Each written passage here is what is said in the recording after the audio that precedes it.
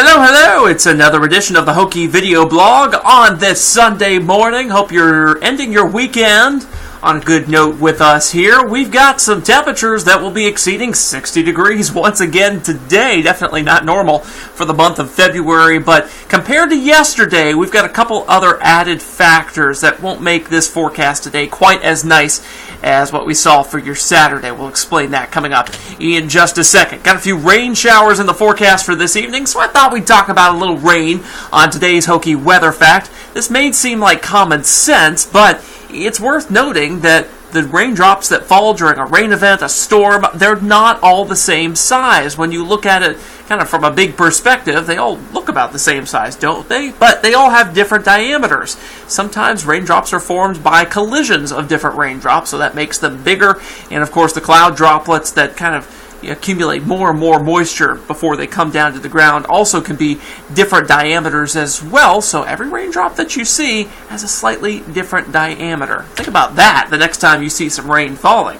Speaking of rain, on our SkyTrack network of cameras, we're not seeing any now, but the clouds that are preceding this system that'll give it to us tonight, they're starting to make their presence known there on our SkyTrack camera. Of course, some areas have a little more sunshine than others at this point, but I wanted to show you the E-Town camera because that's where we're seeing the most clouds at this point to hammer home the fact that it's not going to be a straight-up sunny day, almost like what we saw yesterday. Current temperatures, though, they are warm. Wow! For this time of morning in February, we're in the 40s and the 50s. 48 degrees in Fort Knox, 51 in Austin. Columbia, you guys are cashing in with 54 degrees in Adair County. I mean, you can walk outside without a jacket and not shiver to death in the middle of February here in the Louisville area. That's pretty remarkable. But as we go throughout the day, these clouds that you see on the infrared satellite view, yes, they filter in more and more. In fact, some of the lower clouds that you can just barely see, this is going to be a very light shade of gray right there.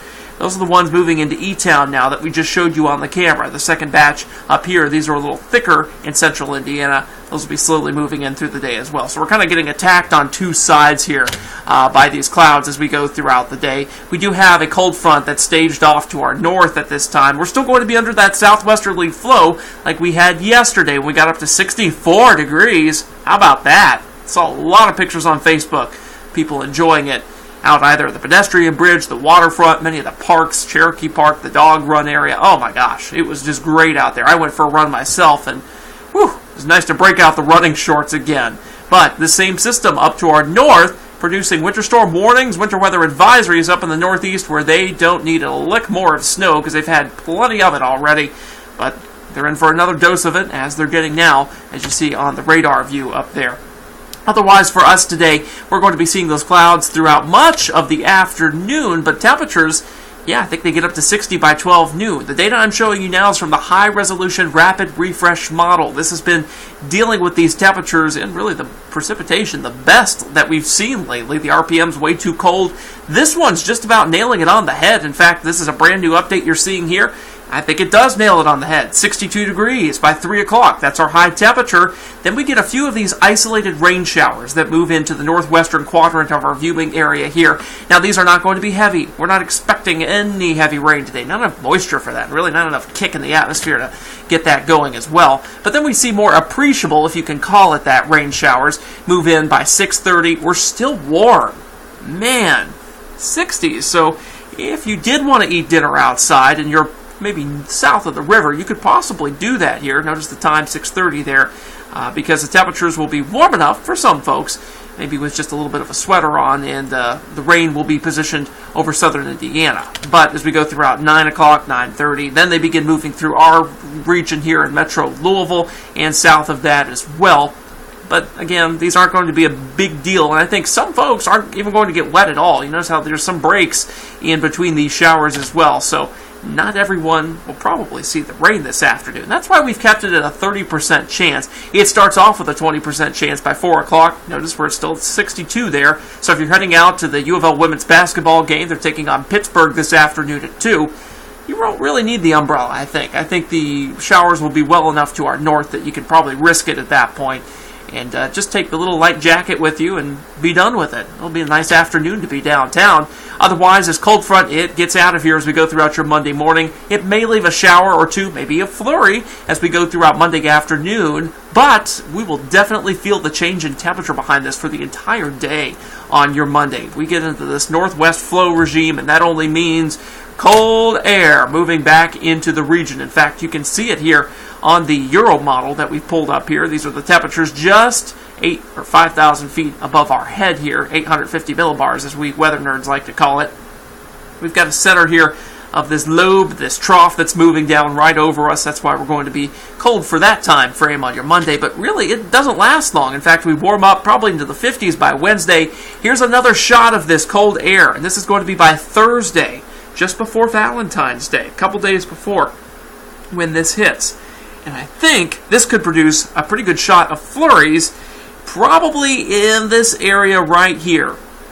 They're going to be possibly enhanced by the fetch off of Lake Michigan here as they come southward as well, so that's something we'll have to watch. But if you live basically east of I-65, we'll be watching for a flurry threat there, if you can even call that a threat. I think it's just a flurry potential, right? I'm going to use the right wording here for such an insignificant event. Don't expect any problems with these at the moment, but with how cold temperatures are, anything that does fall will stick to the ground, so maybe a slick spot or two. We've got plenty of time to pin down that potential, though, as we go throughout the rest of the week. And, of course, it's kind of a relentless pattern of cold troughs that come through from Canada for the eastern half of the nation. Just after Valentine's Day, here comes another one of these. It's cold after that as well. So any sort of semblance of a 50 or 60 degree high temperature after Wednesday, it's going to be hard to come by for quite some time. Like we've been saying, like Brian and I have both been stating here for a little while here on our video blogs, the second half of the month looks a whole lot colder than the first half, and I think that's going to be coming true because we're starting to now see it not only on the climate data, but now some of the shorter range, it's still long range data, models that we use here. This is, of course, the Euro again, and of course we get another lobe of this that moves on through. You're probably asking, well, does any snow come with these? At this point, I don't see any appreciable snow system. What I do see is a pattern that's going to be centering the cold air over this part of the nation right here. If you remember from yesterday, we were talking about the difference between centering the cold air here versus over here. When it's far to the east, that's where the snow's going to be, and that allows us to warm up with some of these rain systems. When you center it more out to our west, these systems can then develop down in Texas and ride them to the northeast and give us the cold air portion of these. I don't see any of those systems yet on the models. That doesn't mean they're not going to happen toward the end of the month. We can't really see that far out just yet. In fact, the 18th here, at 10 a.m., that's about the farthest I can show you on the Euro model before it runs out. So, certainly as we go through time, we'll be watching for that. I think a couple of little clipper systems may make a run at us as these multiple lobes of cold air moving through. We'll have to watch each of those, but nothing that's really going to gather enough moisture to give us a significant snowfall is in the cards for at least, I'd say, the next 7 to 10 days. The 7-day breakdown does show you that flurries are possible by Thursday, and that's going to be with one of those little systems that are moving through, as we just explained. It's not really a clipper, it's just kind of the cold air coming in is trying to squeeze the moisture out of the atmosphere. Valentine's Day, snuggle up, 34 degrees for a high temperature there, but I mean that's warmer considering that we'll have 28 degrees by your Thursday, and after that, yeah, we could have a few more days in the 20s if some of these cold shots that we showed you on the Euro model do come true. Of course, the GFS is showing it as well. Just wanted to show one over the other because I think the Euro is doing a slightly better job of handling our long-range pattern. I'll be back here for Wave 3 News at 6 tonight. You can always get the latest updates on your weather with our grab-and-go weather. You can see it at wave3.com in the weather section. It's on the right-hand side. It's a video that you play, and it's the same story on the weather blog. Right-hand side of the weather blog, there's a video you play there. Also, the Wave 3 weather app, you can go to the video section. There's a tab on the bottom. Click that. You'll see grab-and-go weather right at the top. We'll see you tonight.